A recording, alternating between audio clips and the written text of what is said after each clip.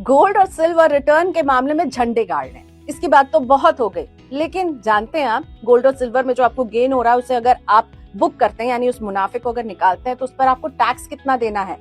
ये डिपेंड करेगा उसकी होल्डिंग पीरियड और किस तरह का गोल्ड आपके पास है। जैसे कि अगर आपके पास है फिजिकल गोल्ड या सिल्वर यानी सिक्के हैं, ऑर्नामेंट्स हैं, बार हैं, तो फिर 24 महीने होल्ड करने के पहले ही यानी 2 साल के पहले आप बेच देंगे तो उस पर जो भी गेन्स आ रहा है वो short term capital gain consider होगा और आपके स्लैब रेट के हिसाब से इस पर टैक्स लगेगा। 2 साल के बाद अगर आप उसमें से प्रॉफिट निकाल रहे हैं यानी 2 साल हो गया इन्वेस्ट करते हुए तो फिर 12.50% टैक्स लगने वाला है। यही रूल गोल्ड और सिल्वर के म्यूचुअल फंड यानी जो फंड ऑफ फंड्स है ना, उसमें अगर आप सिप कर रहे हैं तो वहां पर भी STCG 24 महीने वाले रूल पर है, यानी उससे पहले निकालेंगे तो स्लैब रेट पर टैक्स और उसके बाद यानी 2 साल के बाद आपको 12.50% कम टैक्स सिर्फ गेन वाले पोर्शन पर लगता है।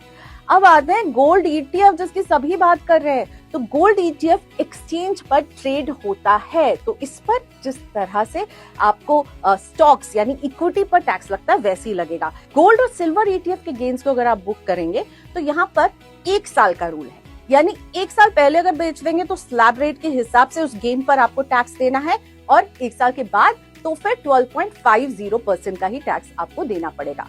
सॉवरेन गोल्ड बॉन्ड की अगर बात करें तो अगर आप इसे एक्सचेंज में ट्रेड करते हैं, बेचते हैं या खरीदते हैं तो जैसे ETF में आपको टैक्स लग रहा है उसके गेन्स पर, वैसे ही इसमें भी लगेगा। लेकिन हाँ, SGB की खास बात यह है 8 साल तक होल्ड करके आप उसको जब निकलते हैं मैच्योर होने के बाद तो 0 टैक्स लगता है। तो ध्यान रखिए, सिल्वर और गोल्ड के गेन्स को जब आप बुक करेंगे तो जो गेन्स का हिस्सा है उस पर आपको टैक्स देना है।